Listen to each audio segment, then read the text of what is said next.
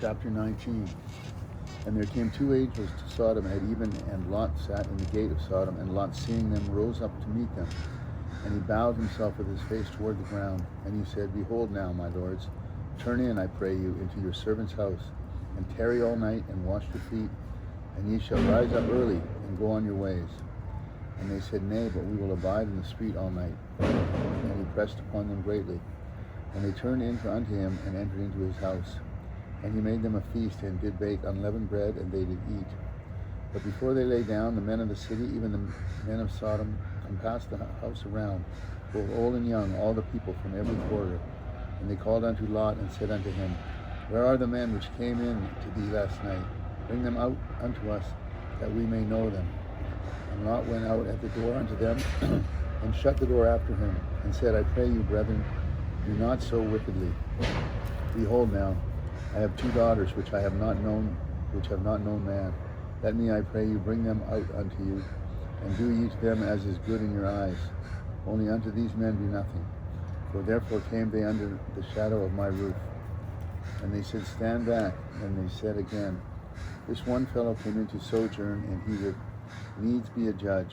Now will we deal worse with thee than with them? And they pressed sore upon the man, even Lot, and came near to break the door. But the men put forth their hand, and pulled Lot into the house to them, and shut the door. And they smote the men that were at the door of the house with blindness, both small and great, so that they wearied themselves to find the door. And the men said unto Lot, Hast thou here any besides son-in-law, and thy sons, and thy daughters, and whatsoever hast in the city? Bring them out of this place. For we will destroy this place, because the cry of them is waxing great before the face of the Lord. And the Lord hath sent us to destroy it. And Lot went out and spake unto his sons-in-law, which married his daughters, and said, Up, get you out of this place, for the Lord will destroy this city. But he seemed as one that mocked unto his sons-in-law. And when the morning arose, then the angels hastened Lot, saying, Arise, take thy wife and thy two daughters which are here, lest thou be consumed in the iniquity of the city. And while he lingered, the men laid hold upon his hand, and upon the hand of his wife, and upon the hand of his two daughters, the Lord being merciful unto him. And they brought him forth, and set him without the city. And it came to pass, when they had brought them forth abroad, that he said, Escape for thy life, look not behind thee, neither stay thou in all the plain, escape to the mountain, lest thou be consumed. And Lot said unto them, Oh, not so, my Lord. Behold, now thy servant hath found grace in thy sight, and thou hast magnified thy mercy, which thou hast showed unto me in saving my life. And I cannot escape to the mountain, lest some evil take me, and I die. Behold now, the city is near to flee unto, and it is a little one. Oh, let me escape thither, is it not a little one? And my soul shall live.